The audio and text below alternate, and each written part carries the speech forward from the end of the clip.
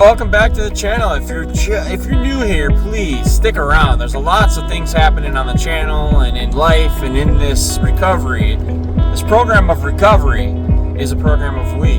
Now, I've been very busy lately, and I haven't had enough time to spend with some of the people that have been going through some stuff themselves. Now, I just want to first and foremost say that you can always text me. You can call me. I'll try to answer your call. If I don't answer your call for some reason, just let me know in the text or in the voicemail, and I'll call you back. Okay? I'm working too, so I don't always get to my phone, but I'm here. I'm available. There are people out there that need the help, and I want them to know that there are people out here that care. There are people out here that have the gumption in them to get on here every day and to give you a message of hope. Now, it's been a long day. I'm ready to get home and honestly just do a couple loads of laundry, eat dinner, and go to bed. But tonight, got dad duties. But I did today go through an hour. I had a session of trauma therapy. In this trauma therapy, I'm learning how we want to, in our brain, in our mind, right? We want to come up with a chest, okay, a container, if you will, where we're gonna put things when we get upset, okay? When we're out in the world and something triggers us or might snap something into us that might make us think that it's a good idea to take a drink or a drug or something like that, and we need to really refocus and find that baseline, as they say. That's what our container is for. That's what our chest is for. So we're gonna come up with an idyllic view for you, okay? My safe place, not the container, but my safe place is called Open Road. And it's miles and miles of endless twisty and curvy roads, up and down, all around. Surrounded by two mountains on each side. So two mountains, endless road, and there's the sunset up ahead. That is my safe place. That's what's called the open road for me. That is my safe place. Now my container, my chest, is actually more of like a pirate's treasure chest. I got leather on it. It opens with a skeleton key, and that's where I'm going to place or put my burdens, my worries, my cares, my ills, my wills, whatever is causing me to have a manic episode or something like that. Trauma doesn't need to dictate our life. When we've had trauma in our life, that trauma keeps us, there's a buffer.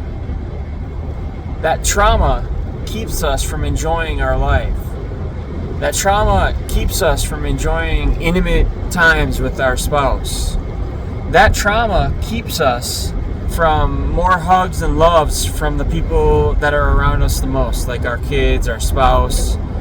Because what that trauma does is the trauma says that you're not good enough. The trauma says that you smell funny. The trauma says that you look funny. Whatever the trauma is telling the person at the time, that keeps them believing the lies and keeps us believing the crap that's and connected to our trauma.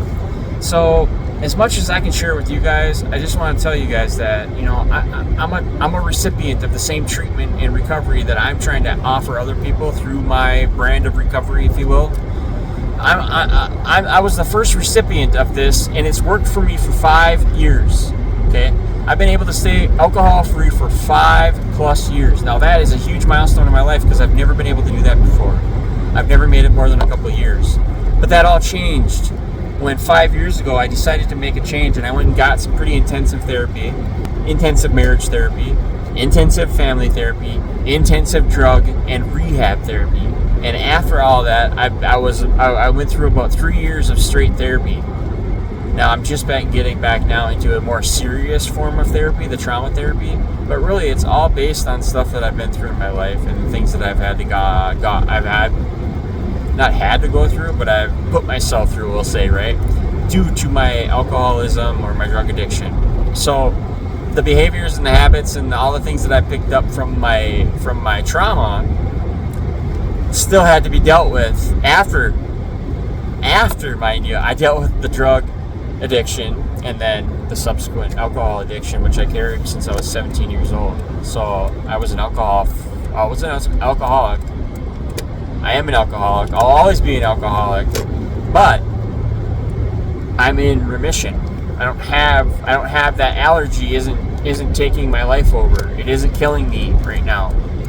I don't know what tomorrow holds, but today I had to live one day at a time, and today I didn't have to drink so far. So I'm hoping that you don't either. But this trauma therapy that we're going to work on, I'm going to share with you guys.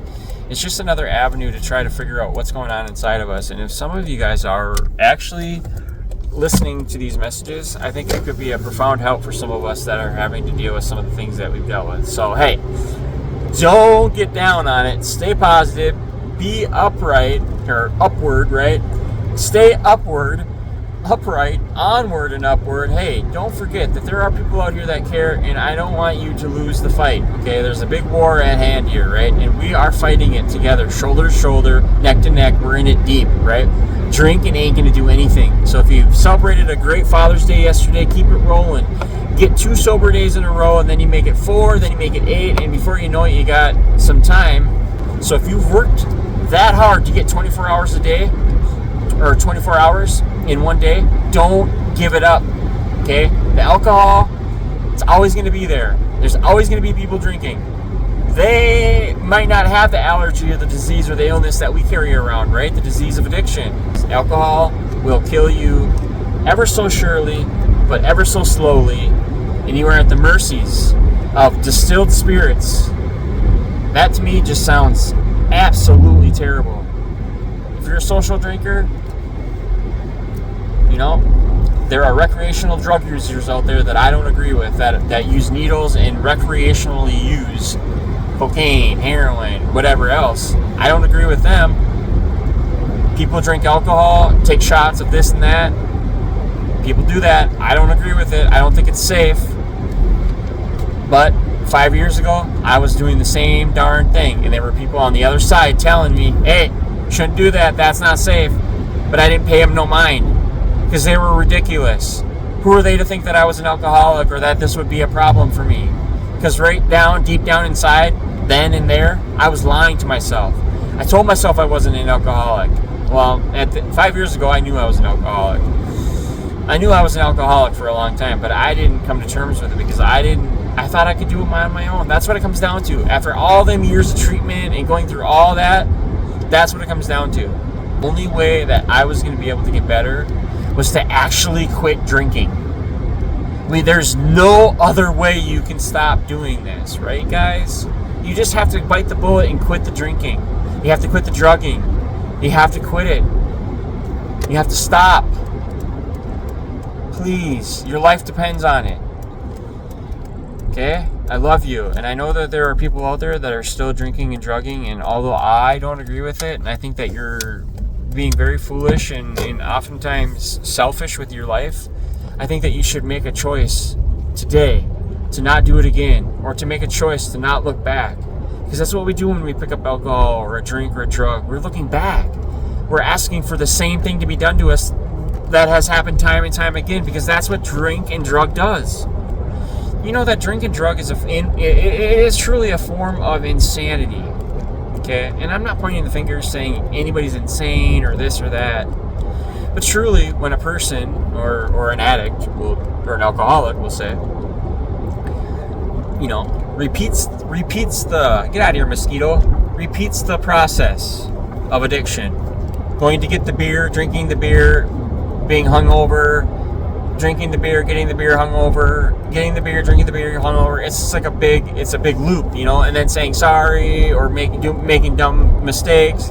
But if we are being honest with ourselves and the time comes to work a program, an honest program, then you're going to want to start by actually admitting that you have a problem. And I never wanted to admit that. I never wanted to admit that I was an alcoholic, but I knew I was an alcoholic, and I had to get honest with myself, and I had to get help.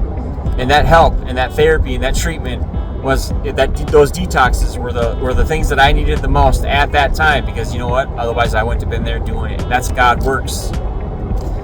God has you in this moment at this time with the people that you're with, doing the things that you're doing for the reasons that you're doing them.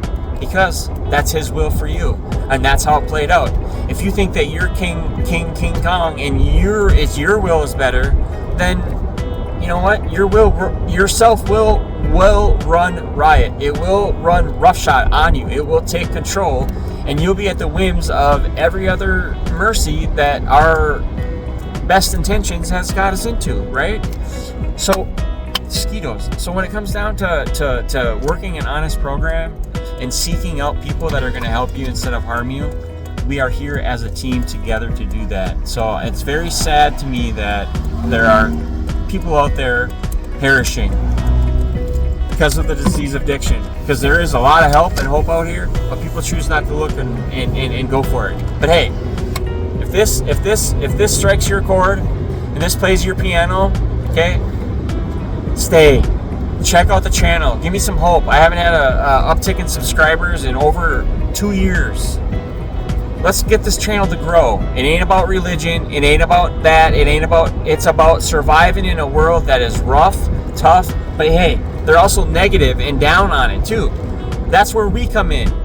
You and I and our team of people who care, who have the gumption to do it, who have the time, the sobriety, the knowledge, the wisdom, the spiritual forte, if you will. We can do this. We can make a change. We can help people change their lives. I love it.